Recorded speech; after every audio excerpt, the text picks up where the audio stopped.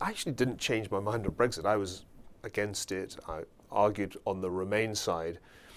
But when it happened, I said, I can understand why people felt the way that they did about the EU.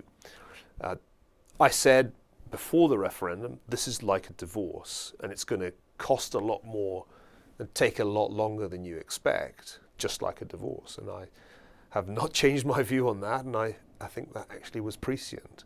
Now everybody talks about it's being a divorce. I think I was one of the first people to point that analogy out in an article in The Spectator. So here we are in the still early stages of the divorce. Most people expect it to take at least another couple of years, and then there'll be maybe 2 years of transition. And what have we learned?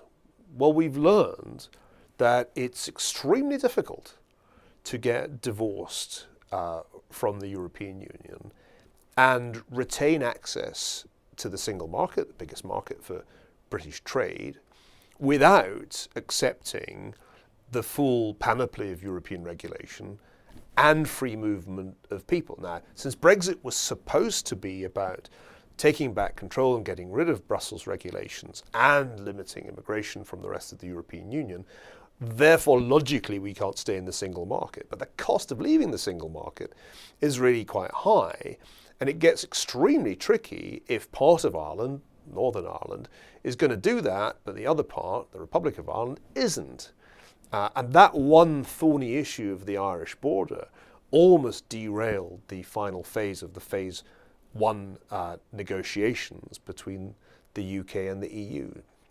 And there's worse still to come, in the sense that this is a very complex thing. You've got Britain leaving not one but 27 spouses. And they are negotiating in a pretty effective way through Michel Barnier. I'm afraid that the net result is bound to disappoint in one way or another. Either Britain is going to end up being de facto subject to European regulations and perhaps even to the free movement of people, or Britain's going to have to pay quite a high price outside it, because it doesn't seem to me immediately obvious that Britain can do a bunch of better deals with other countries than the deals that it has with the European Union within the single market. It's highly unlikely that in a short space of time Britain can compensate for the hit to leaving the single market that is implied by hard Brexit. So my position hasn't really changed. My attitude was, okay, you wanted it. I get why you wanted it. I understand why Remain lost. But don't be naive about what this divorce is going to cost, how long it's going to take, and finally, where you'll end up.